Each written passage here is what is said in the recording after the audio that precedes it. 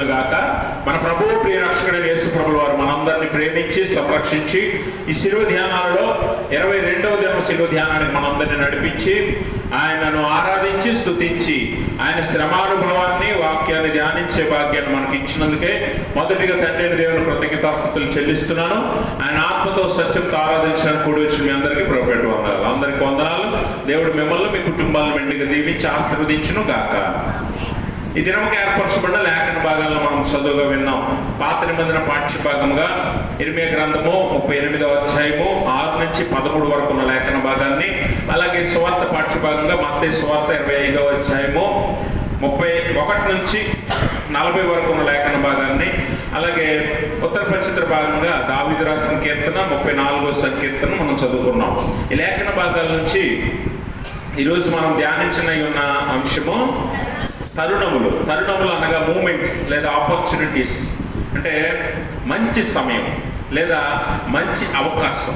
తరుణం అంటే మంచి సమయము లేదా మంచి అవకాశం. అంటే మనం చాలాసార్లు పెద్దలైనటువంటి సామెతలు చెప్తూ ఉంటారు కదా, మంచి తరుణము మించిన రాదు, మళ్ళీ రాదు, మళ్ళీ అవకాశం రాదు, మళ్ళీ సమయము రాదు అని చెప్తుంటారు కదా. అదే తరుణము అంటే మంచి తరుణం అనగా మంచి అవకాశం. మంచి తరుణం అంటే మంచి సమయం, ఇది అనుకూల సమయం అన్నట్లుగా ఆ సమయాన్ని మంచి తరుణం అని మనం అంటూ ఉంటాం. అలాగే ఈ మంచి తరుణము లేదా మంచి అవకాశాన్ని అంశాన్ని మనము ఈరోజు ధ్యానిస్తుండగా దేవుడు మత్తయి సువార్తలో ఆయన రాకడం గురించి అనేక విషయాలు మాట్లాడుతూ ఈ దినము మాట్లాడిన మాటలు ఏంటి అని అంటే, ఆయన రాకడం తర్వాత జరిగే సంఘటన యేసు ప్రభు వారు తెలియజేస్తున్నాడు ఉపమాన రీతిగా. దీన్నే గొర్రెలు మేకల ఉపమానం అని కూడా అంటారు. ఈ లేఖనంలో చెప్పబడిన ఉపమానాన్ని గొర్రెలు మేకల ఉపమానం అని కూడా అంటూ ఉంటారు. అయితే ఈ ఉపమానంలో మనందరికీ బాగా తెలుసు, అందరికీ బాగా తెలిసిన ఉపమానం ఇది. ఉపమానంలో దేవుడు భూమి మీదకి 2వ రాకడలో వచ్చిన తర్వాత జరిగే సంఘటన ఏంటి అని అంటే, మనం చదువుతాం అక్కడ 31వ వచనం చదవండి. తన మహిమతో మనుష్య కుమారుడును ఆయనతో కూడా సమస్త దూతలను వచ్చినప్పుడు ఆయన తన మహిమ గల సింహాసనం మీద ఆసీనుడై ఉండును. గమనించండి, ఇక్కడ 2వ రాకడ సంభవించిన అనంతరము దేవుడు యేసు ప్రభువారు తన దూతలతో సమస్త దూతలతోనూ మహిమతోనూ ఆయన సింహాసనం మీద ఆసీనుడై ఉన్నప్పుడట, ఆయన దూతలందరూ కూడా ఆదాము దగ్గర నుంచి ఇప్పటిదాకా ప్రతి మానవుణ్ణి, మరణించిన వారిని బ్రతికున్న వారిని అందరినీ తీసుకొచ్చి ఆయన ఎదుట నిలబెడతారట. అంటే మొత్తం సమస్త మానవాళి ఆయన ఎదుట ఉండాలి. అలా ఆయన ఎదుట నిలబడినప్పుడు ఆయన సింహాసనం మీద కూర్చొని ఉంటాడు, మహిమతో ఉంటాడు. దూత గణాలన్నీ కూడా ఆయన చుట్టూ ఉంటాయి. అయితే ఆ దూతలు మనల్ని ఏం చేస్తారట, కింద చదువుదాం. అప్పుడు సమస్త జనములు ఆయన ఎదుట పోగు చేయబడుదురు. గొల్లవాడు మేకలలో నుండి గొర్రెలను వేరుపరిచినట్లు ఆయన వారిని వేరుపరిచి, చాలు ఆయన అప్పుడు ఏం చేస్తారంటే, ఈ జనమందరూ గుంపులుగా ఉన్నారు కదా, సర్వమానవాళి అంటే ఎన్ని వేల కోట్ల మంది ఉంటారు. ఈ మానవాళ్ళందరినీ ఆయన ఏం చేస్తాడట, గొల్లవాడు మేకలలో నుండి గొర్రెలను వేరుపరిచినట్లు ఆయన మనల్లో మనుష్యులను వేరుపరుస్తాడట. వేరుపరిచి ఒక గుంపును కుడివైపు ఒక గుంపును ఎడం వైపు ఉంచి వారితో మాట్లాడుతున్న మాటలు. కాబట్టి గమనించండి, ఇక్కడ మనం ప్రాముఖ్యంగా కొంచెం లోతుగా ఆలోచించవలసిన విషయం ఏంటంటే, ఇది తీర్పు దినము అనే విషయాన్ని మనం అర్థం చేసుకోవాలి. ఈ తీర్పు దినమున సర్వమానవాళి అనగా దేవుణ్ణి నమ్మినవాడు నమ్మనివాడు, పురుషుడు స్త్రీ, చిన్న పెద్ద ఏ భేదము లేకుండా మనిషి అనే ప్రతి ఒక్కడు కూడా ఇక్కడ నిలవబడాలి. ఆ నిలవబడిన గుంపు అంతట్లోనూ దేవుడు 2 గుంపులు చేస్తాడు. ఒక గుంపు కుడివైపు ఉంటుంది, ఒక గుంపు ఎడం వైపు ఉంటుంది. అయితే మనం గమనించవలసిన విషయం ఏంటంటే, అక్కడ ఒక మంచి మాట మాట్లాడతాడు. ఈ వాక్యపు మర్మాలను కూడా మనం గ్రహించాలి. ఏంటంటే, మేకలలో నుంచి గొర్రెలు అన్నాడు, గొర్రెల్లో నుంచి మేకలు అన్నా. గుర్తుపెట్టుకోండి, అవునా? ఇదేంటండి, గొర్రెల నుంచి మేకలు తీసినా మేకల నుంచి గొర్రెలు తీసినా ఒకటే కదా? ఒకటేనా కాదా? అంటే మనం గమనించాలి. ఇప్పుడు బియ్యంలో నుంచి రాళ్ళు ఏరినా రాళ్ళలో నుంచి బియ్యం ఏరినా ఒకటేనా? అవుతుందా? అంటే మనం అక్కడ ప్రాముఖ్యంగా అర్థం చేసుకోవాల్సింది ఏంటంటే, మనం బియ్యంలో నుంచి రాళ్ళు ఏరుతున్నాం అంటే రాళ్ళు తక్కువ, బియ్యం ఎక్కువ ఉన్నాయని, అంతేనా? అవునా కాదా? అలాగే మేకల్లో నుంచి గొర్రెలు తీస్తున్నాడంటే ఏవి ఎక్కువ ఉన్నట్టు? ఏవి ఎక్కువ ఉన్నట్టు? అంటే మేకలు అనగా దేవునికి ఎడం పక్కన ఉండే గుంపు చాలా ఎక్కువ ఉంటుంది, కుడివైపు ఉండే గుంపు చాలా తక్కువ ఉంటుంది. తక్కువ అంటే ఎక్కువ మందే ఉండొచ్చు, కానీ వీరికంటే వారే ఎక్కువ ఉంటారు. అర్థమైందా? అయితే ఈ కుడివైపు ఎడమవైపు ఉన్న గుంపులతో దేవుడు మాట్లాడుతున్న మాటలు ఏంటంటే, కుడివైపు ఉన్న గుంపుతో ఏమంటున్నాడంటే, నా తండ్రి చేత ఆశీర్వదించబడిన వాళ్ళారా, ఈ లోకము చదవండి అక్కడ, తండ్రి చేత ఆశీర్వదించబడిన వాళ్ళారా రండి, లోకం పుట్టింది మొదలుకొని మీ కొరకు సిద్ధపరచబడిన రాజ్యమును స్వతంత్రించుకోండి. అర్థమైందా? వీరితో కుడివైపు ఉన్న వారితో, అంటే ఇటు పక్క నిజంగా వీళ్ళే అనుకోకండి, ఈ కుడి పక్క అది ఎడమ పక్క అనుకోకండి, మామూలుగా చెప్తున్నాడు.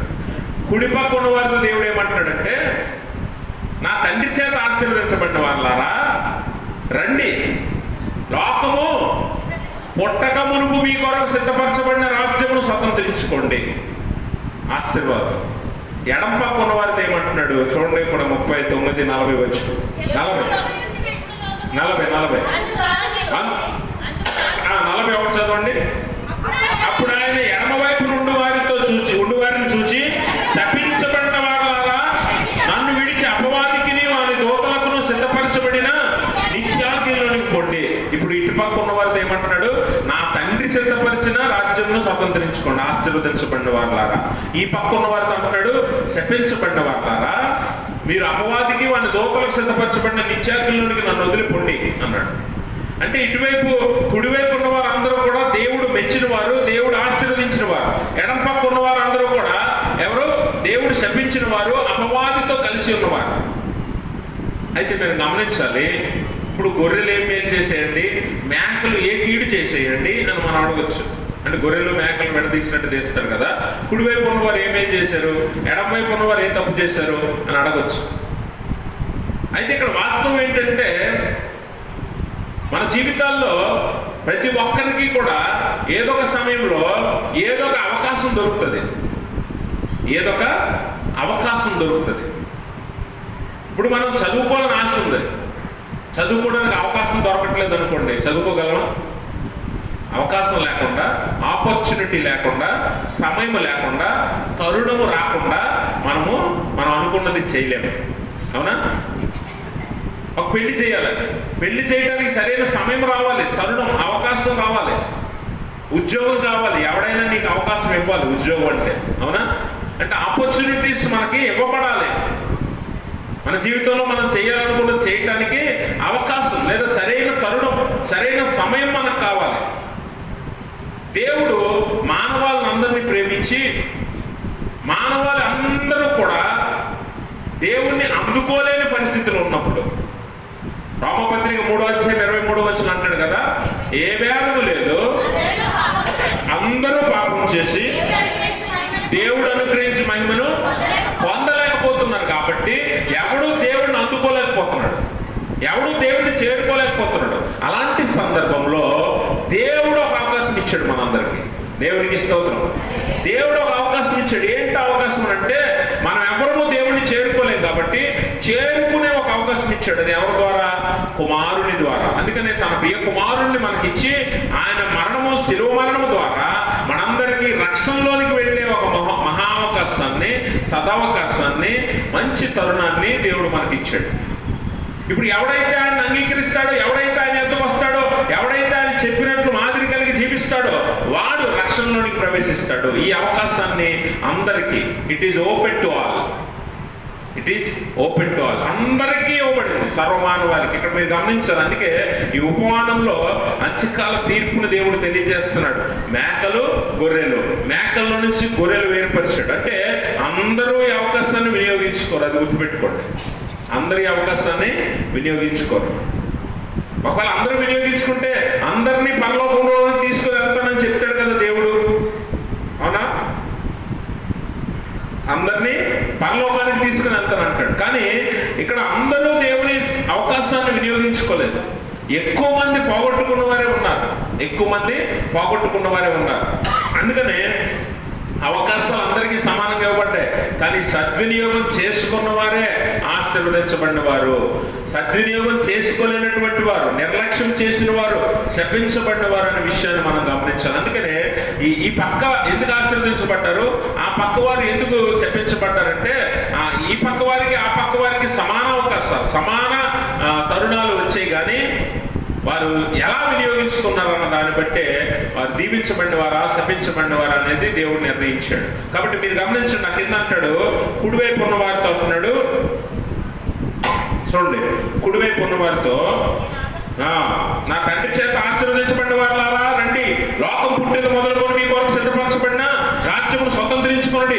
నేను ఆకలి కొట్టిని, మీరు నాకు భోజనం పెట్టితిరి, తప్పికొట్టిని, నాకు దాహం ఇచ్చితిరి, పరదేశిన ఇంటిని నన్ను చేర్చుకొట్టిరి, దిగంబరిన ఇంటిని నాకు బట్టలు ఇచ్చితిరి, రోగిన ఇంటిని నన్ను చూడవచ్చితిరి, చెరసాల్లో ఉంటిని నా ఎత్తుకు వచ్చితిరని చెప్పాను. మీరు గమనించారా? ఆపర్చునిటీస్, అవకాశాలు 6 అక్కడ చెప్పబడిన అవకాశాలు 6. ఒకటి ఆకలి కొట్టిని, 2 దాహము కొట్టిని, 3 పరదేశిన ఇంటిని, 4 దిగంబరిన ఇంటిని, 5 రోగిన ఇంటిని, 6 చెరసాలలో ఉంటిని. ఇలాంటి మనుషులు ఇప్పటిదాకా మీకు ఎప్పుడు ఎదురవ్వలేదా? ఇలాంటి మనుషులు మీకు ఇప్పటిదాకా ఎప్పుడు ఎదురవ్వలేదా? ఈ 6 కాకుండా కనీసం ఇందులో ఒకడైనా ఇద్దరైనా కూడా ఎదురై ఉంటారు కదా మీకు. ఆకలి కొన్నవాడు నీకు ఎప్పుడు ఎదురవ్వలేదా? రోడ్డు మీద వెళ్ళిపోతుంటే ఇలా చేయి చాపి నిన్ను అడుగుతాడు ఆకలి అని. అలాంటి వారు ఎప్పుడు ఎదురవ్వలేదా? అవ్వలేదా? లేకపోతే బట్టలు లేనటువంటి వారు, కనీసం బట్టలు కట్టుకోవడానికి బట్టలు లేనటువంటి వారు, ఉన్న ఒంటి మీద బట్టలు కూడా చీకిపోయి మాసిపోయి ఎప్పుడు ఊడి పడిపోతాయి అన్నట్టుగా ఉన్నటువంటి వారు ఎప్పుడు చూడలేదు మీరు? ఎప్పుడు చూడలేదా? అంటే ఈ అవకాశాలు అందరికీ ఇవ్వబడతాయి. ఎవడైతే అవకాశాన్ని అందిపుచ్చుకొని సద్వినియోగం చేసుకుంటాడో వాడు మేలు పొందుతాడన్న విషయాన్ని మనం అర్థం చేసుకోవాలి. ఇక్కడ దేవుడు మరి కుడివైపు ఉన్న వారికి ఎడం వైపు ఉన్న వారికి సమాన అవకాశాలు ఇచ్చాడు. ఇప్పుడు మీరు గమనించాలి, అక్కడ ఈ అవకాశాలన్నీ కూడా ఎవరికి? కుడివైపు ఉన్న వారికి కల్పించబడితే వారు ఆహారం ఇచ్చారు, నీళ్ళు ఇచ్చారు, అలాగనే రోగి ఉన్నప్పుడు పరామర్శించారు, చెరసాల్లో ఉన్నప్పుడు పరామర్శించారు, అలాగనే దిగంబరిగా ఉంటే వస్త్రాలు ఇచ్చారు, పరదేశీ ఉంటే చేర్చుకున్నారు. అయితే ఇవన్నీ ఎవరికి చేసినట్టు దేవుడు మాట్లాడుతున్నాడంటే నాకు చేసినట్టు మాట్లాడుతున్నాడు, అనగా దేవునికే చేసినట్లు. అందుకే అక్కడ కుడివైపు ఉన్నవారు అంటున్నాడు, కుడివైపు ఉన్నవారు అందరూ అంటున్నారు, ప్రభువా మేమెప్పుడు నీకు ఇవన్నీ చేసాం, నువ్వెప్పుడు ఆకలి కొన్నావు, నువ్వెప్పుడు దాహం కొన్నావు, నువ్వెప్పుడు పరదేశీ ఉన్నావు, నువ్వెప్పుడు దిగంబరిపై ఉన్నావు, నువ్వెప్పుడు చెరసాల్లో ఉన్నావు, నువ్వెప్పుడు గాయపరచబడ్డావు, రోగి ఎప్పుడు ఉన్నావు నువ్వు అని అడిగితే అప్పుడు యేసు ప్రభువు సమాధానం చూడండి. అందుకు రాజు, మిక్కిలి అల్పులైన ఈ నా సహోదరులలో ఒకరికి మీరు చేసిదిరి కనుక నాకు చేసిదిరని నిశ్చయముగా మీతో చెప్పుచున్నానని వారితో అనడు. గమనించారా? అంటే యేసు ప్రభువు అంటున్నాడు, నాకు చేయక్కర్లేదు, మీరు ఈ అవసరతలో ఎవడుంటే వారికి చేస్తే నాకు చేసినట్టే. అందుకనే ఇక్కడ మనం గమనించవలసిన విషయం, మన హృదయాంతరంగాలను చూస్తాడు. మన ఆలోచన తీరును బట్టి మనం ఏం ఆలోచిస్తున్నామో, ఏ క్రియ చేస్తున్నామో వాటిని బట్టే దేవుడు పరలోకంలో తీర్పు తీర్చాడు. అందుకే ఇటువైపు వారు ఆశీర్వదించబడిన వారు, అటువైపు వారు శపించబడిన వారని చాలా స్పష్టంగా దేవుడు మాట్లాడుతున్నాడు. ఎందుకనంటే ఆకలి కొన్న వాడిని చూసినప్పుడు వారి హృదయంలో ఏమి ఆలోచన కలుగుతుంది? ఆకలి, అన్నం పెట్టాలి అనే ఆలోచన కలిగిన వాడు ఆశీర్వదించబడిన వాడు. అవసరం లేదులే నాకెందుకు అనుకునేవాడు శపించబడిన వాడు. దాహం కొన్నవాడు వానికి దాహం తీర్చాలి అని నీళ్ళు ఇచ్చిన వాడు ఆశీర్వదించబడిన వాడు. మనకెందుకులే ఎవడో ఒకటి ఇస్తాడులే అని వదిలేసిన వారు శపించబడిన వారు. ఒకటికి వస్త్రాలు లేనప్పుడు అయ్యో వాడు వస్త్రహీనుడై ఉన్నాడే, నేను చక్కని బట్టలు కట్టుకున్నాను, కనీసం నా పాత వస్తువులైన నా పాత బట్టలైన వాడికి ఇస్తే వాడు సంతోషిస్తాడు కదా అని అనుకునేవాడు ఆశీర్వదించబడిన వాడు. మనం ఇవ్వక్కర్లేదులే ఎవడో ఒకటి ఇస్తాడులే అయినా వాడి గతంతే అనుకునేవాడు శపించబడినవాడు. కాబట్టి దేవుడు నీకు సమాన అవకాశాలు ఇచ్చి ప్రతి మానవుడిని పరీక్ష చేస్తాడు. ఈ అవకాశాన్ని వినియోగించుకుంటున్నావా లేదా దేవుడు చూస్తున్నాడు, దేవుడు చూస్తాడు కూడా. అందుకే అంటున్నాడు, మిక్కిలి అల్పులైన ఈ నా సహోదరులను ఒకరికి మీరు చేసినా నాకు చేసినట్టే. నాకు చేసినట్టే. ఆ కింద శపించబడిన వారితో మాట్లాడుతున్నాడు. చూడండి 42వ వచనం. నేను ఆకలి కొంటిని, మీరు నాకు భోజనం పెట్టలేదు. దప్పికొంటిని, మీరు నాకు దాహం ఇయ్యలేదు. పరదేశిని, మీరు నన్ను చేర్చుకోలేదు. దిగంబరుని, మీరు నాకు బట్టలు ఇయ్యలేదు. రోగిని, చెరసాలలో ఉంటిని, మీరు నన్ను చూడరాలేదు. అంటే మీరు గమనించారా? ఎవరికి? పొరుగువాడికి మనం ఏం చేస్తే దేవునికి చేసినట్టే. పొరుగువాడిని కొట్టామనుకో దేవుని కొట్టినట్టే. పొరుగువాడిని తిట్టామనుకో దేవుని తిట్టినట్టే. పొరుగువాడిని దూషించామనుకో దేవుని దూషించినట్టే. పొరుగువాడి మీద కక్ష పెట్టుకున్నావు అనుకో దేవుని మీద కక్ష పెట్టుకున్నట్టే. అందుకని ఈరోజు నీ మీద తీర్పు నువ్వు నీ పొరుగువాడితో ఎలా ఉంటున్నావు అన్న దాన్ని బట్టి నిర్ణయించబడుతుంది. నీకు భక్తి ఉంది, విశ్వాసం ఉంది, నమ్మకం ఉంది, దేవుని మీద బహుగా ఆధారపడతావు, అన్నీ బాగున్నాయి. కానీ నీ పొరుగువాని పట్ల నువ్వు చేసే పని నిన్ను నరకానికి తీసుకెళ్తుందంటే అది ఎంత భయంకరమో ఒకసారి ఆలోచించే. నీ పొరుగువాని పట్ల నువ్వు చేసే ఒక్క తప్పుడు పని అది నిన్ను నరకంలో నిలబెడుతుంది, శపించబడిన వారి గుంపులో నిలబెడుతుంది, నిత్యాగ్నిలోనికి నడిపిస్తుందంటే మనం ఎంత జాగ్రత్తగా పొరుగువారి పట్ల ఉండాలో ఈ లేఖనం ద్వారా యేసు ప్రభువు తెలియజేస్తూ ఉన్నాడు. కాబట్టి మనం ఆలోచన చేయవలసిన విషయం ఏంటంటే, మనము దేవునికి మహిమ తెచ్చినట్టు మన పొరుగు వారి పట్ల చేయవలసిన మేలు మనము చెయ్యాలి. మేలు చేయనెరిగి అలాగూ చేయని మనకి పాపం. కాబట్టి ఆ శ్రమ, పాపము మనం మూట కట్టుకోకూడదు. అందుకే పొరుగు వారిని మనము ప్రేమించి వారి పట్ల చేయవలసిన కనీస అవసరతలు చెయ్యాలి. ఎఫ్ఎస్సీ పత్రిక 2వ అధ్యాయము 8-9 వచనాలలో మనము ఒక మాట చదవాలి. మీరు విశ్వాసము ద్వారా కృపచేతనే రక్షించబడి ఉన్నారు. ఇది మీ వలన కలిగినది కాదు, దేవుని వరమే. అనగా మీరు గమనించాలి, దేవుని వరం. రక్షణ అనేది ఎవరి వరము? దేవుని వరము. దేవుడు ఇచ్చిన అవకాశం, దేవుడిచ్చిన బహుమానం, దేవుడిచ్చిన సమయం, దేవుడిచ్చిన మంచి తరుణం. దాన్ని నువ్వు వినియోగించుకోవాలి. ఎలాగట? ఆయన చెప్పినట్లుగా నీ పొరుగువానికి ఆకలి కొంటే ఆహారం పెట్టి, దాహం కొంటే నీళ్ళు ఇచ్చి, వస్త్రహీనుడైతే వస్త్రములు ఇచ్చి, దిగంబరిగా ఉన్నవాడిని, అలాగే పరదేశిగా ఉన్నవాడిని చేర్చుకొని వాడిని పరామర్శించి, వాడు రోగిగా ఉంటే పరామర్శించి, వాడు పాపం అనే బంధకాల్లో చిక్కుకుంటే వాడిని విడిపించడానికి పరామర్శించే వాడే దీవించబడినవాడు. అందుకని దేవుడిచ్చే ఈ వరాన్ని సద్వినియోగం చేసుకోవాలి. నీ రక్షణ దేవుడు నీకు ఇచ్చిన వరం.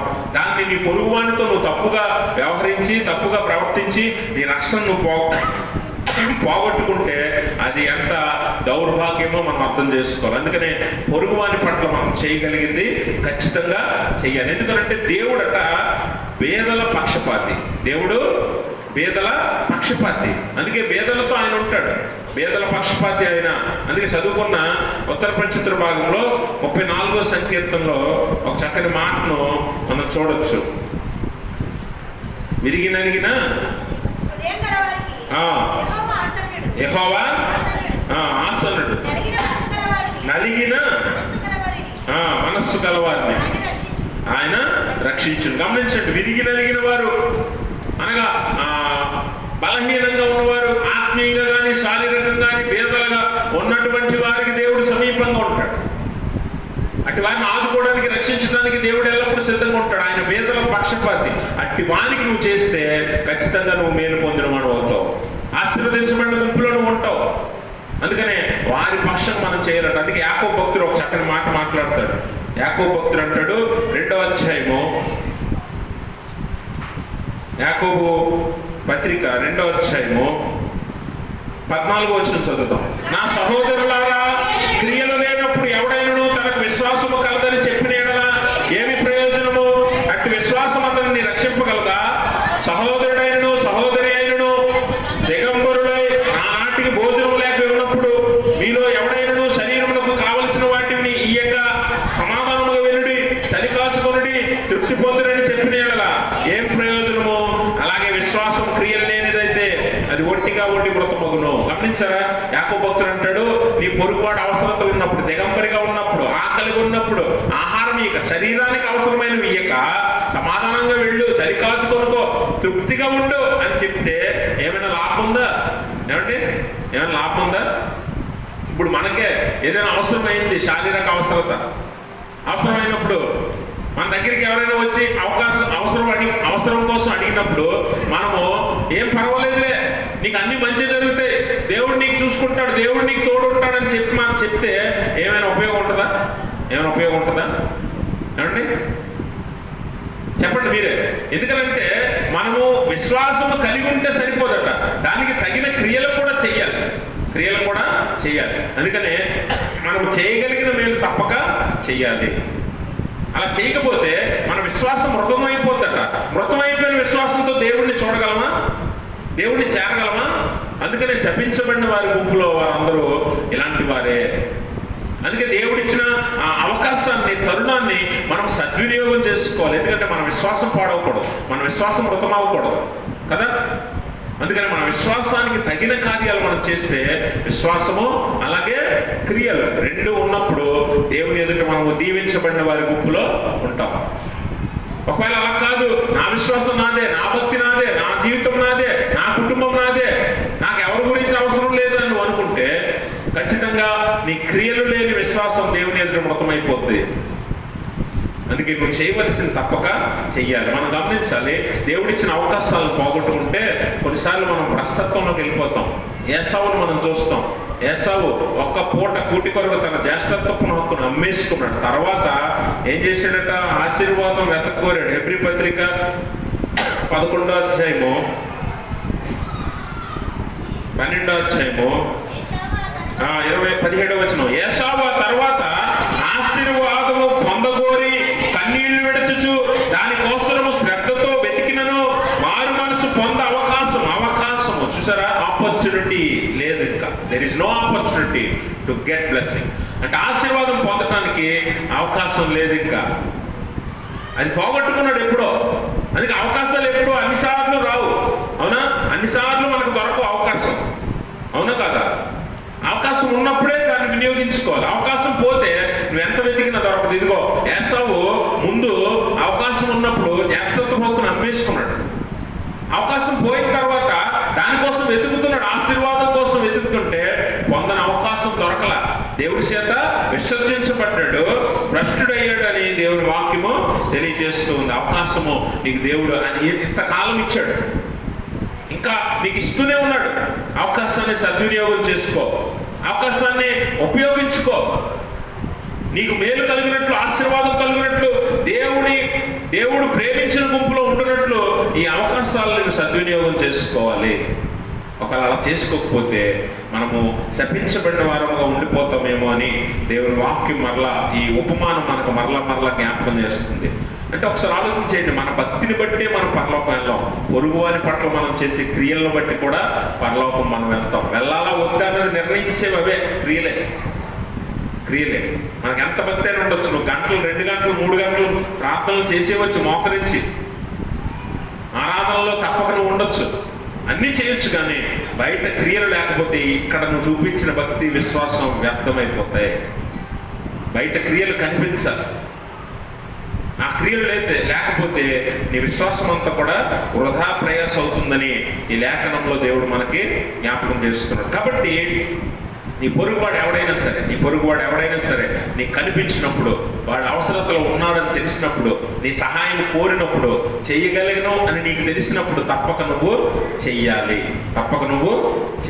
మనకెందుకు లేదు తప్పుకుంటే ఇదిగో ఈ శపించబడిన వారి గుంపులో నువ్వు ఉంటావేమో. ఎందుకంటే దేవుడు ఎవరిని బట్టి నిన్ను పరీక్షిస్తున్నాడో నీకు తెలియదు కదా. అవునా? నీకు అసలు నచ్చలేని వాళ్ళు దేవుడు నీ దగ్గర పంపించవచ్చు. నీకు అసలు నచ్చలేడు, వీడంటే నాకు పడదండి అని నువ్వు అనుకునేవాడే నీ దగ్గరికి రావచ్చు సహాయం కోసం. వాడిని అసహించుకొని నువ్వేం చేస్తావు? చెయ్యవు.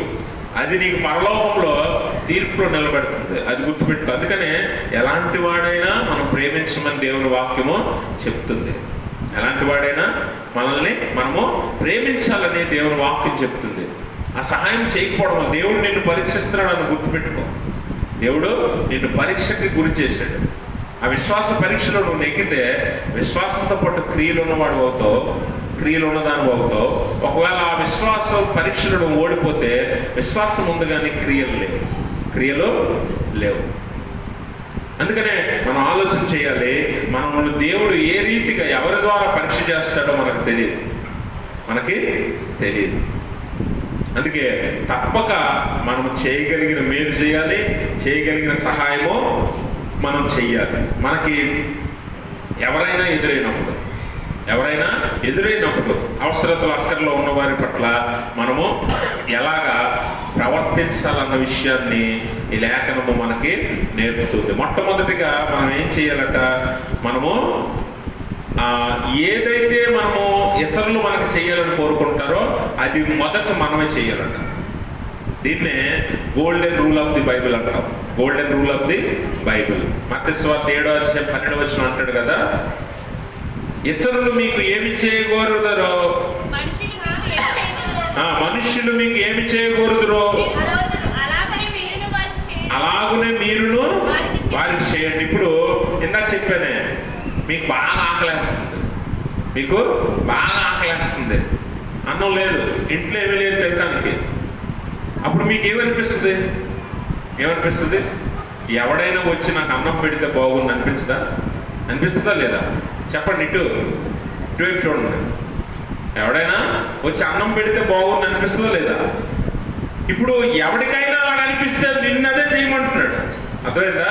ఇప్పుడు అవతల ఆకలిగా ఉన్నవాడికి ఏమనిపిస్తుంది? మరి వాడికి అదే అనిపిస్తుంది కదా, ఎవడైనా వచ్చి నాకు అన్నం పెడితే బాగుందని. అప్పుడు నీకు ఆకలి తీరింది, నీ దగ్గర అన్నం ఉంది, అప్పుడు నువ్వేం చేయాలి? పెట్టాల్సిందే. అదే కదా ఇది బంగారు నియమం, golden rule of the Bible. ఈ మాట చాలా విలువైంది. అందుకనే ఇతరులకు ఏదైతే నువ్వు వారు నీకు అనుకుంటావో అదే నువ్వు వారికి చెయ్యాలట కదా. ఎవడైనా వచ్చి నీకు కొట్టాలనుకుంటావా? ఇలాగ ఎప్పుడైనా కోరుకున్నావా? ఏంటి 3 పూటలు తినేసి సుఖం ఎక్కువైపోయింది, ఒళ్ళంతా కొవ్వు పట్టేసింది, ఎవడైనా వచ్చి 4 తన్నులు తంతే బాగున్ను అనుకున్నారు ఎప్పుడైనా? అలా ఎవడో కోరుకుంటాడా? ఏం కోరుకుంటారు? ఎవడైనా వచ్చి మనకు మేలు చేయాలనే కోరుకుంటాం, అంతేనా? అదే నువ్వు అవతల వాడికి చేయాలి. అదే ఈ బంగారు నియమం యొక్క ఉద్దేశం. రెండోది ఏంటి తెలుసా? నిన్ను వల్ల నీ పొరుగువారిని ప్రేమించమని మొదటి నుంచి చెప్తున్నాడు. ఎందుకు తెలుసా? ప్రేమే కార్యాన్ని జరిగిస్తుంది, ప్రేమే క్రియను జరిగిస్తుంది. క్రియలు లేని విశ్వాసము మృతం. కాబట్టి నువ్వు క్రియలు ఉండాలి అని అంటే నువ్వు మొదట ప్రేమించాలి. అందుకేనా యేసు ప్రభు వారు, దేవుడు లోకాన్ని ఎంతో ప్రేమించాడు. ప్రేమ క్రియగా మారింది. ప్రేమ ఎలా మారింది? క్రియగా మారింది. అందుకనే ఆయన యందు తన అద్వితీయ కుమారుని యందు విశ్వాసం ఉంచువాడు నశింపక నిత్యజీవం పొందినట్లు ఆయనను మనకు అనుగ్రహించెను. అంటే ఆయన మనకి ఇచ్చాడు క్రియ. అనగా క్రియ, ప్రేమ వలన క్రియ జరుగుతుంది. నువ్వు నీ పిల్లల్ని ప్రేమించట్లేదు, నీ పిల్లలంటే అసలు అసహ్యం, నీకు నచ్చలేదు అనుకో, నీ పిల్లల్ని చదివిస్తావు. కష్టపడి డబ్బులు ఖర్చు పెట్టి వాళ్ళని చదివిస్తావా? వాళ్ళు కష్టపడి డబ్బులు పెట్టి మంచి బట్టలు కొంటావా? మంచి భోజనం పెడతావా? నీకు ఎవడైనా నచ్చితేనే, అంటే ఇష్టం ఉంటే, ప్రేమ ఉంటే వారి పట్ల ఏ కార్యమైనా చేస్తావు.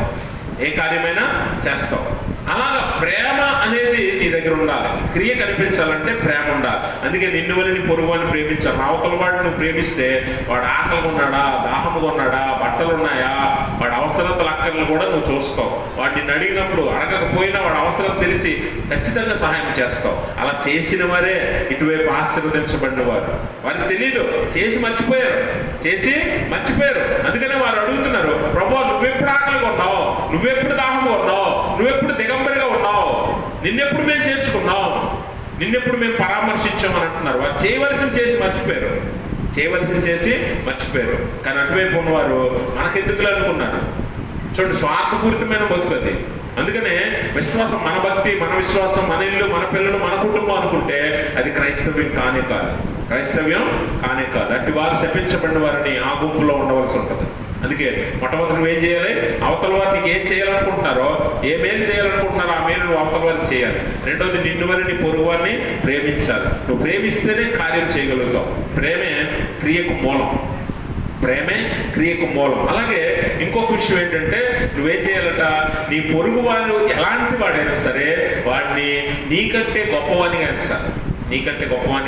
ఎంచాలి. మీరు ఎప్పుడైనా కూరగాయలు కొనడానికి వెళ్ళారా? బజార్కి వెళ్ళలేదా? వాళ్ళే ఇంటికి వచ్చేస్తారా? వెళ్ళలేదా? కూరగాయలు కొనడానికి వెళ్ళలేదా? లేకపోతే రోడ్డు మీద ఇలా బళ్ళ మీద వచ్చేవారు వారి దగ్గర ఎప్పుడు కొనలేదా? కొన్నారా? చెప్పండి గట్టిగా. కొనేటప్పుడు వాడు ఒక కేజీ 50 రూపాయలు అన్నాడు అనుకో, ఓకే 50 అని ఇచ్చేస్తారా? ఏం చేస్తారు? బేరం ఆడేస్తారా? ఆ 5 రూపాయలు అయ్యేదాన్ని కూడా ఆడతారు, అవకాశం ఉంటుంది మీరు. అవునా? అవునా కదా? మరి బట్టలు కొనడానికి వెళ్ళారు ఎప్పుడైనా? వెళ్ళారా? ఎక్కడికి వెళ్ళారా? అక్కడ బిల్లు ఇవ్వగానే కూర్చొని బేరం ఆడారా? మరి అక్కడ ఎందుకు ఆడరు? అక్కడ ఆడితే ఏమవుతుందో మీకు తెలుసు, మెడపడికి బయటకి ఇసిరేస్తున్నాడు. అవునా? అక్కడ ఆడరు. ఎందుకు తెలుసా? ఇక్కడ చిన్న వ్యత్యాసం ఉంది. అదేంటంటే ఇక్కడ కూరగాయలు అమ్మేవాడు నీకంటే తక్కువ స్థాయిలో ఉంటాడు, అక్కడ బట్టలు అమ్మేవాడు నీకంటే ఎక్కువ స్థాయిలో ఉంటాడు. అందుకే వాళ్ళ దగ్గర బేరం ఆడవు, ఇక్కడికి వచ్చి వీటిని చులకం చేసి మాట్లాడతావు. అవునా కదా? అంటే నీకంటే తక్కువగా ఉన్నవాడిని నువ్వు లెక్క చేయవు, తక్కువగా మాట్లాడతావు, తక్కువగా చూస్తావు, చులకం చేస్తావు. ఇప్పుడు బట్టల షాప్లోకి వెళ్ళి నువ్వు ఎంత 1000 రూపాయల బట్టలు కొన్నా కూడా దాని మీద కనీసం 50 రూపాయల ట్యాక్స్ ఉంటుంది, గవర్నమెంట్ ట్యాక్స్. ఈ ట్యాక్స్ ఏంటని నన్ను అడుగుతావా? నోరు మూసుకొని బిల్లు అవసరమైతే చిల్లర అక్కడ వదిలేసి వచ్చేస్తావు. అవునా? అదే కూరగాయలోడు అమ్మ 50 రూపాయలు కేజీ, 50 రూపాయల మీద 2 రూపాయలు ట్యాక్స్ వేసాను అన్నాడు అని ఊరుకుంటారా? పొద్దున్న తిని టిఫిన్ కక్కిదా కొడతారు. అవునా? అంటే మీరు అవతల వాడిని ఎలా చూస్తున్నారన్నది దేవుడు చూస్తాడు, గుర్తుపెట్టుకోండి. మీకంటే తక్కువగా ఉన్నవాడిని ఎలా చూడాలంట? మీకంటే గొప్పగా చూడాలంట. అందుకనే మనం గమనిస్తే దేవుని వాక్యం అంటుంది, ఫిలిప్పీ పత్రిక 2వ అధ్యాయము 3వ వచనంలో అపోస్తలుడైన పౌలు ఒక చక్కని మాట మాట్లాడతాడు. కక్ష చేతనైనను వృధాతిశేతం చేతనైనను, కక్ష చేతనైనను వృధాతిశయము చేతనైనను ఏమీ చేయక వినయమైన మనస్సు గలవారే ఒకరినొకడు తనకంటే యోగ్యుడని ఎంచుకోండి. అర్థమైందా? మనకంటే తక్కువగా ఉన్నవాడు మీరు ఎప్పుడైనా గమనించారా? ధనవంతుడు, లాజరు. ఈ ఉపమానంలో ఎవరు గొప్పలు? ఎవరు? ధనవంతుడికి సకల సౌఖ్యాలు ఉన్నాయి, రోజుకు ఒక బట్ట వేసుకుంటాడు, ఇస్త్రీ చేసిన బట్టలు వేసుకుంటాడు, విలువైన వస్త్రాలు కట్టుకుంటాడు, విలువైన భోజనం తింటాడు, విలువైన స్నేహితులు, అన్ని కూడా సకల సౌకర్యాలు ఉన్నాయి. ఇక్కడ దరిద్రుడు ఎలా ఉన్నాడు? లాజరు ఎలా ఉన్నాడు? అసలు ఒంటి మీద బట్టలే లేవు, శరీరం అంతా రోగం, కురుపులు, తినటానికి తిండి లేదు, ఇల్లే లేదు, ఆశ్రయమే లేదు. అలాంటి దీనస్థితిలో ఉన్నవాడిని ధనవంతుడు ఎప్పుడైనా పట్టించుకున్నాడా? ఎప్పుడైనా చూశాడా? కానీ ఇద్దరిలో ఎవడు గొప్పవాడయ్యాడు? ఎవడు దేవుని రొమ్మున అనుకున్నాడు? అబ్రహాము రొమ్మున ఎవడు అనుకున్నాడు? అంటే మీరు గమనించండి, నీకంటే తక్కువ స్థితిలో, అంటే నీకంటే మంచి బట్టలు కట్టుకోనంత మాత్రాన, నీకంటే బాగా చదువుకోలేనంత మాత్రాన, నీకంటే బాగా వాక్యం చదవలేనంత మాత్రాన, నీకంటే బాగా పాటలు పాడలేనంత మాత్రాన, లేకపోతే నీలాగా ప్రార్థన చేయలేనంత మాత్రాన వారు నీకంటే తక్కువ కాదు అన్న విషయాన్ని గుర్తుపెట్టుకో. అందుకనే ధనవంతుడికి లాజరు ఉపమానంలో ధనవంతుడికి తర్వాత అర్థమైంది ఏంటంటే, నేను ఎందుకు పనికిరాని వాడిని అనమాట,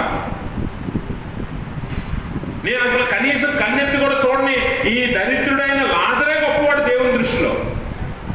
అంటే ఆలోచన చేయండి, నీకంటే తక్కువైనంత మాత్రాన, నీకంటే చదువుకోలేనంత మాత్రాన వారెవరూ తక్కువ కాదు. విశ్వాసంలో, భక్తిలో నీకంటే గొప్ప వాళ్ళే అయి ఉండొచ్చు. అందుకే ఎవరిని తక్కువ అంచనా, అందరినీ నీకంటే యోగ్యుడిగా ఎంచు అని ఫిలిప్పీ పత్రికలో పౌలు మాట్లాడుతున్నాడు. కాబట్టి గౌరవించడం నేర్చుకోవాలి. ఎవరైనా సరే గౌరవించడం నేర్చుకోవాలి. తక్కువ వాడైనా ఎక్కువ వాడైనా అందరినీ సమాన గౌరవంతో మనం చూడాలి.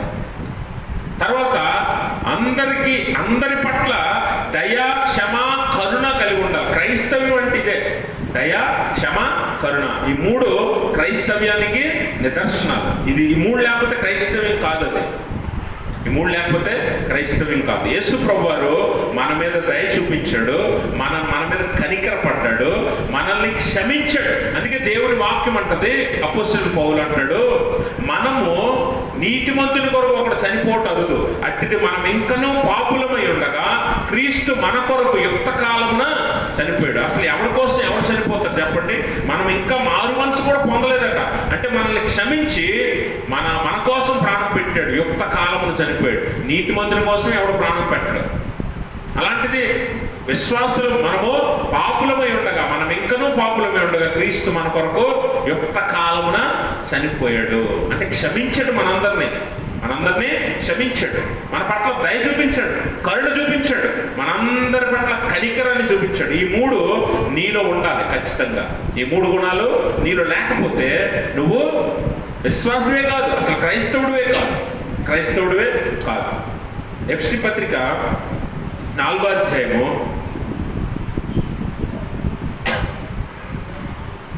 32వ వచనం చదువుదాం. ఒకని ఎడల ఒకడు దయగలిగి కరుణాహృదయుడై క్రీస్తునందు దేవుడు మిమ్మల్ని క్షమించిన ప్రకారము మీరును ఒకరినొకరు క్షమించండి. దయ కలిగి, కరుణ కలిగి మీరేం చేయాలంటే కరుణాహృదయులై ఉండండి. ఒకరినొకరు క్షమించుకోండి. అవతల వాడు నీకు నష్టం కలుగు చేసినా, అవతల వాడు నీకు ఇబ్బంది కలుగు చేసినా క్షమించగలిగే మనస్సు నీలో ఉండాలట. అప్పుడే నువ్వు అవతల వాడు అవసరతలో ఉన్నప్పుడు వాడికి సహాయం చేయగలవు.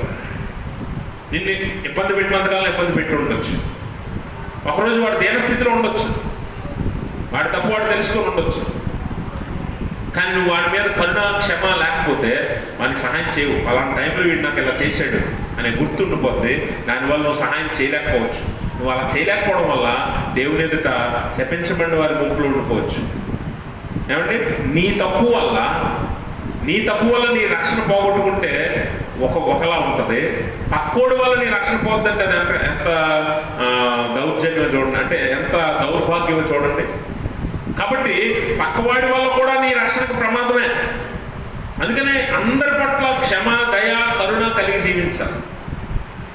అది లేకపోతే ఒకవేళ మన రక్షణకి నష్టం కలుగుతుంది. అందుకనే మనం ఏం చేయాలంటే అందరినీ క్షమించే గుణం, అందరినీ ప్రేమించే గుణం, అందరినీ చేర్చుకునే గుణం, అందరి అవసరతలు చూసే గుణం ఉండాలి. ఏమంటే మీ ఇంట్లో ఎవరికైనా ఆ మధ్య 2020 కరోనా వచ్చింది. కరోనా ఎలాంటి వ్యాధి? అంటుకునే వ్యాధి, అంటువ్యాధి కదా. పాండమిక్ అంటే విస్తృతంగా వ్యాపించేస్తుంది. దొరికిందంటే, అవకాశం దొరికితే ఎంతమంది ఉంటే అంతమందికి వ్యాపించేస్తుంది. అలాంటి భయంకరమైన వ్యాధి. ఆ సమయంలో నీ సొంత ఇంట్లో వాళ్ళు, అనగా నీ భార్య అవ్వచ్చు, నీ భర్త అవ్వచ్చు, నీ పిల్లలు అవ్వచ్చు, నీ అన్న అవ్వచ్చు, నీ తమ్ముడు అవ్వచ్చు, ఎవరైనా సరే కరోనాతో ఉంటే లోపల భయం ఉంటుంది కదా.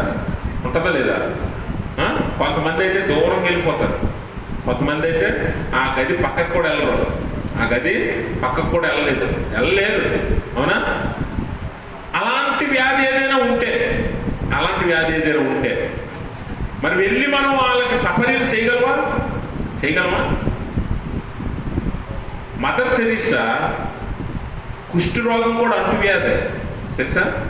కుష్ఠరోగం కూడా అంటువ్యాధి. అది ఒక బ్యాక్టీరియా నుంచి వస్తుంది. ఆ బ్యాక్టీరియా, వైరస్ ఏదైనా మనకు అంటుకుంటే మనకు కూడా వచ్చేస్తుంది.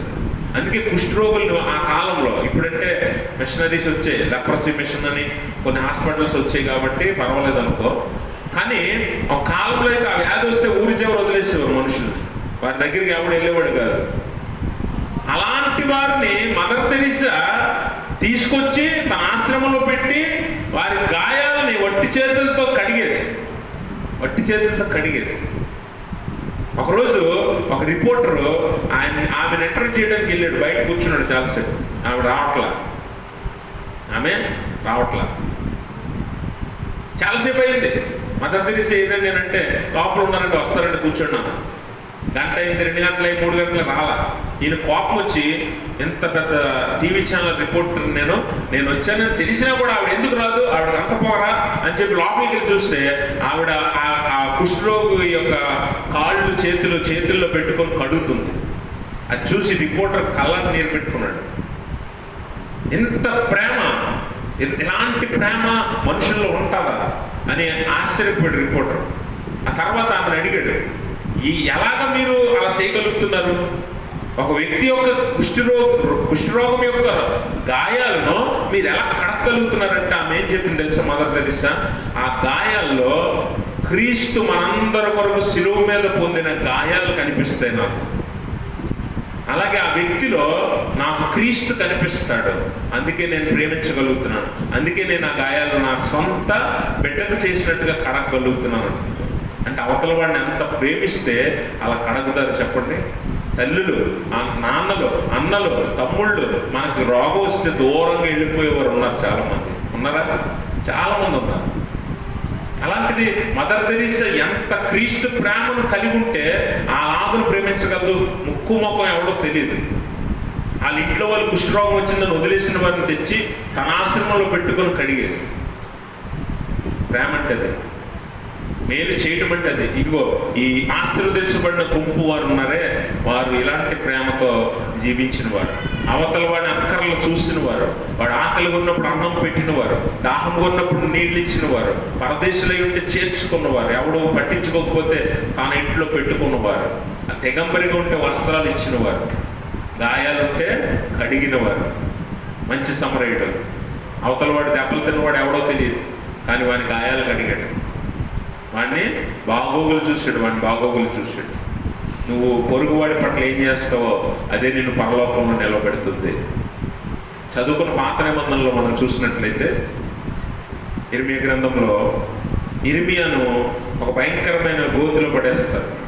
ఇర్మియా గ్రంథం 38వ అధ్యాయం 7వ వచనం చదవండి. ఎబెద్మెలెక్ అనే ఒక కూషీయుడిని మనం చూస్తాం ఇక్కడ 38వ అధ్యాయము. రాజు బెన్యామీను ద్వారమున కూర్చుని ఉండగా రాజు ఇంటిలోని కూషీయుడు ఎబెద్మెలెక్ అనే షండు వారు ఇర్మియాను గోతిలో వేసిన సంగతి విని రాజు నగరంలో నుండి బయలువెళ్ళి రాజుతో ఎలాగ మనవి చేసింది. రాజా, నా ఏలిన వాడ, ఆ గోతిలో వేయబడిన ఇర్మియాను ప్రవక్త ఎడల ఈ మనుషులు చేసినది యావత్తు అన్యాయం. అతడున్న చోటను అతడు ఆకలి చేత చచ్చును, పట్టణంలోనైనను ఇంకను రొట్టెలు ఏమీ లేవు. అందుకు రాజు, నీవు ఇక్కడ నుండి 30 మంది మనుషులను వెంట పెట్టుకుని పోయి ప్రవక్త అయిన ఇర్మియా చావక మునుపు ఆ గోతిలో నుండి అతన్ని తీయించుమని కూషీయుడని ఎబెద్మెలెకుకు సెలవీయగా అతడు వెళ్ళి ఇర్మియా నా గోతుల నుంచి తెస్తాడు. అంటే ఇక్కడ మీరు గమనించాలి, ఇర్మియా మీద రాజుకి కుట్ర చేసి అనేక రకాల అబద్ధపు సాక్ష్యం చెప్పి ఇర్మియాను ఏం చేస్తారట, యూదులైనటువంటి వారు ఈ గోతులో పడేస్తారు, ఈ శిక్షలో పడేస్తారు. అక్కడ నీళ్లు లేవు, ఆ గోతులో బురద మాత్రమే ఉంది. ఆ బురదలో ఇరుక్కుపోయాడు ఎవరో, ఇర్మియా. అయితే అక్కడ ఎక్కువసేపు ఒక రోజు 2 రోజులు ఉంటే ఇర్మియా చచ్చిపోతాడు. అలాంటి సందర్భంలో రాజు ఇంట్లో ఉన్న కూషీయుడైన ఈ ఎబెద్మెలెక్ అనే అతను అవతలి వాని పక్షంగా అనగా ఇర్మియా పక్షంగా ఆలోచిస్తున్నాడు. ఎందుకనంటే అతనికి అన్యాయం జరిగింది. అన్యాయం జరిగినప్పుడు దాన్ని ఎత్తి చూపించి ఇర్మియాకు మేలు చేసిన వాడై ఉన్నాడు. అందుకని రాజు ఏమన్నాడంటే, అయితే ఇది నిజమైతే 30 మందిని తీసుకెళ్లి ఇర్మియా చావుకున్నట్లు లేవనెత్తి. ఎందుకనంటే అతను దేవుని ప్రవక్త, అతనికి ఏమైనా అయితే మనమందరి మీదకి శిక్ష వస్తుందని ఎబెద్మెలెకు రాజుకు చెప్పాడు. కాబట్టి రాజు వెంటనే వెళ్ళి తీసుకుని ఆయన్ను బయటికి తీయండి అని అంటే ఇర్మియాను బయటికి తీశారు. దానివల్ల ఇర్మియాకు మేలు చేయడం వల్ల, ఇర్మియా పక్షంగా అనగా అవసరతలో ఉన్న ఇర్మియాకు సహాయం చేయడం వల్ల ఎబెద్మెలెకును దేవుడు ఎలాగ ఆశీర్వదించాడట. చూడండి 39వ అధ్యాయం 17వ వచనం చదువుతాం. నేను నిన్ను విడిపించదు, నీవు భయపడి మనుషుల చేతికి నీవు అప్పగింపబడవని యెహోవా సెలవిచ్చుచున్నాడు. నీవు నన్ను నమ్ముకొంటివి గనుక నిశ్చయముగా నేను నిన్ను తప్పించదు. నీవు ఖడ్గము చేత పడవు, దోపుడు సొమ్ము దక్కించుకున్నట్టు నీ ప్రాణము నీవు. గమనించారా? ఈ మేలు చేయటం వల్ల ఎబెద్మెలెకు దేవుని ఆశీర్వాదాన్ని పొంది తన ప్రాణాన్ని కాపాడుకున్నాడు. ఈ లోకంలో అవసరతలో ఉన్న వారికి మేలు చేయడం వల్ల పరలోకంలో ఆశీర్వదించబడిన గుంపులో ఉండి నీ ప్రాణాన్ని నిత్య జీవాన్ని నువ్వు సంపాదించుకుంటావు. అది చేయకపోతే ఇదిగో శపించబడిన వారి గుంపులో ఉండిపోతావు. అదే ఇర్మియా గ్రంథంలో నెబూజరదాన్ అని దేవుడు రాజు యొక్క దేహ సంరక్షకుడు ఉంటాడు. ఒకసారి చూడండి 39వ అధ్యాయము 10వ వచనం. అయితే రాజదేహ సంరక్షకులకు అధిపతి అయిన నెబూజరదాను లేమిగల దరిద్రులను యోధా దేశంలో నుండనిచ్చి వారికి ద్రాక్ష తోటలను పొలములను నియమించారు. గమనించండి, నెబూజరదాన్ అనేవాడు రాజదేహ సంరక్షకులకి అధిపతి. అటువంటి వాడు ఎవరి పట్ల కృప చూపాడంటే, ఎవరి పట్ల దయ చూపించాడట, దరిద్రుల పట్ల, దేశంలో ఉన్న దరిద్రుల పట్ల కృప చూపి వారిని యోధా దేశంలో ఉండనిచ్చి వారికి బతుకు తెరువుగా ద్రాక్ష తోటలు నియమించాడు. దీని మీద మీరు బతకండి అని. అంటే ఆకలి ఉన్న వారికి ఆహారం ఇచ్చినట్టు, జీవనోపాధి లేనటువంటి వారికి జీవనోపాధిని ఇచ్చినట్టు దేవుడు ఈ నెబూజరదాన్ అనేవాడు వారికి మేలు చేశాడు. గమనించండి ప్రభునందు ప్రియమైన స్నేహితులారా, మనము చేయవలసిన మేలు చేయక చేయడానికి కీడు చేయొచ్చు. దేవునికి వ్యతిరేకంగా అవుతున్నామేమో. పొరుగువాని పట్ల మనం చేయకపోతే అది మన ఆత్మీయ జీవితానికి ప్రమాదము. అందుకనే కీర్తనకారుడు దావీదు ఉత్తర పక్షిత్ర భాగంలో 34వ సంకీర్తనలు అంటాడు కదా, 14వ వచనం చదవండి. కీడు చేయటం అని మేలు చేయము, సమాధానం వెళ్తాను వెంటాడుము. గమనించండి, కీడు చేయక మేలు చేయమంటున్నాడు. కీడు చేయటం అని మేలు చెయ్యండి. ఎవరికైనా సరే మేలు చేయండి, అదే నీకు ఆశీర్వాదం. అదే నిన్ను పరలోకంలో దేవుని ఎదుట ఆశీర్వదించబడిన గుంపులో నిలబెడుతుందన్న సంగతిని మనం అర్థం చేసుకోవాలి. ఒకవేళ మన క్రియల వలన మనము దేవుని ఎదుట మరి శపించబడిన వారంగా ఉండిపోతామేమో. ఎందుకంటే దేవుడిచ్చే అవకాశాలు ఎన్నో ఉన్నా, ఇలాంటి అవకాశాలు ఎన్నో ఉంటాయి. ఎంతోమంది మనం సహాయం కోసం అడుగుతారు, ఎంతోమంది మన ఎదుట అక్కర్ల అవసరాలు ఉంటారు. అవన్నీ మనం పట్టించుకోం, అవకాశాలు సద్వినియోగం చేసుకోం. సద్వినియోగం చేసుకున్నవాడు దేవుని ఎదుట ఆశీర్వదించబడిన వాడిని గుంపులో ఉంటాడు. అలా ఆశీర్వదించబడిన గుంపులో ఉండాలంటే దేవుడు ప్రతిదినము నీకు ఏదో ఒక అవకాశం ఇస్తాడు. ప్రతిదినము మంచి సమయం ఇస్తాడు. ఆ చక్కని సమయాన్ని, మంచి తరుణాన్ని, మంచి అవకాశాన్ని నువ్వు సద్వినియోగం చేసుకుంటూ దేవునికి మహిమను తేవాలి. నీ ఆత్మీయ జీవితాన్ని నువ్వు కాపాడుకోవాలి. అలా కాపాడుకోకపోతే దేవుడు అంటున్నాడు వేరు చేస్తాడు. ఎందుకంటే చాలా మంది ఈ అవకాశాన్ని వినియోగించుకొని, అందుకే మేకల నుంచి గొర్రెలను వేరు చేస్తాడు. గొర్రెలు మరి అతి తక్కువ. అందుకని దేవుడు అంటాడు మత్తయి సువార్తలో, ఇరుకు ద్వారం ప్రవేశించేవారు కొందరే. ఇరుకు ద్వారం ప్రవేశించేవారు కొందరే. ఆ కొందరిలో నువ్వు ఉండాలంటే ఇదిగో నీ పొరుగువాని పట్ల చేయవలసింది ఇది. దేవుడు నీకు ఇచ్చిన అవకాశాన్ని, దేవుడు నిన్ను పరీక్షిస్తున్న విశ్వాస పరీక్షలో నువ్వు పొరుగువానికి మేలు చేసి నువ్వేం చేయాలి? విశ్వాస పరీక్షను నెగ్గాలి. అలా నెగ్గినప్పుడు ఆ కొందరిలో, ఆశీర్వదించబడిన గుంపులో, దేవుని రాజ్యం స్వతంత్రించుకునే గుంపులో నువ్వు ఉంటావు. లేదంటే అపవాదికి వారి అనుచరులకు సిద్ధపరచబడిన నిత్యాగ్నిలోనికి శపించబడిన వాని వలె తోసివేయబడతావు. దేవుని విడవలసి ఉంటుంది. దేవునికి నీకు శాశ్వత ఎడబాటు కలుగుతుంది. ఆ ఎడబాటు నువ్వు భరించలేందే. అందుకని దేవుడు ఈ ఉపమానం ద్వారా ఏం చెప్తున్నాడంటే, ఎంతో మంది దేవుడు ఇచ్చే అవకాశాలు పోగొట్టుకుంటున్నారు. నీకు ఇవ్వబడింది, నువ్వు దాన్ని సద్వినియోగం చేసుకో. దేవుని వాక్యాన్ని ఎరిగి కూడా నువ్వు దాన్ని సద్వినియోగం చేసుకోలేకపోతే నీకంటే దౌర్భాగ్య స్థితిలో ఎవరు ఉండడం. కాబట్టి దేవుని మాటలను జ్ఞాపకం చేసుకుని ఆ మాటలను బట్టి మేలు చేసేవానిగా ఉండి, కీడు చేయటం మాని మేలు చేసి సమాధానాన్ని వెంటాడి, ఇదిగో మరి నెబూజరదాను ఎలా చేశాడో, అలాగే ఎబెద్మెలెకు ఎలా చేశాడో, అలాగే మరి మనము మేలు చేసేవారము ఉండి దేవుడిచ్చే ఆశీర్వాదాలు దీవెనలు పొంది చివరిలో తీర్పులో కూడా ఆయన మన కొరకు సిద్ధపరిచిన రాజ్యాన్ని స్వతంత్రించుకుందాము. అట్టి స్థితి దేవుడు తన పరిశుద్ధాత్మ ద్వారా మనందరికీ దయచేయును గాక. ఆమేన్. సమస్త జ్ఞానం ఇచ్చిన దేవుని సమాధానం యేసుక్రీస్తు వల్ల మీ హృదయములకు, మీ తలంపులకు కావలియుడును గాక. ఆమేన్. దయచేసి